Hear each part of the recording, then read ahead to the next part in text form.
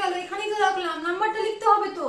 1 বছরে সামান্য অ্যাডমিট নাম্বারটা মুখস্থ করতে পারিসনি? পরীক্ষার খাতায় কি ফেলছিস ভগবান জানে। নে এবার তাড়াতাড়ি দেখ, সকলে তো ফোন করতে আরম্ভ করে দিয়েছে। আরে দাঁড়াও দাঁড়াও, এই তো এসছে।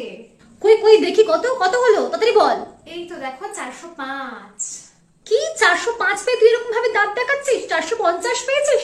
আমি ঠিক জানতাম তুই এবারেও আমাদের নাক কাটাবি।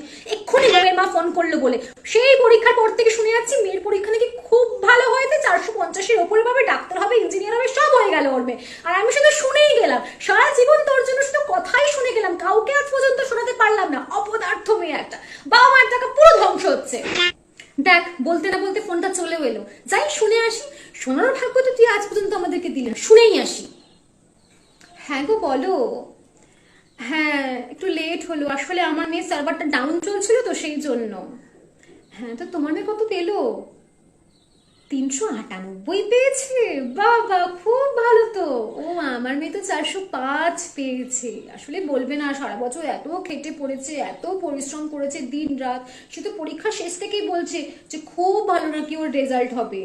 হ্যাঁ দেখি এবার ইঞ্জিনিয়ারিং এ যায় না মেডিকেলে যায়, যা ইচ্ছা তাই যাবে। এমনি তো আমার মেয়ের মাথা খুব ভালো। তোমরা এসো কিন্তু বিকাল বেলা।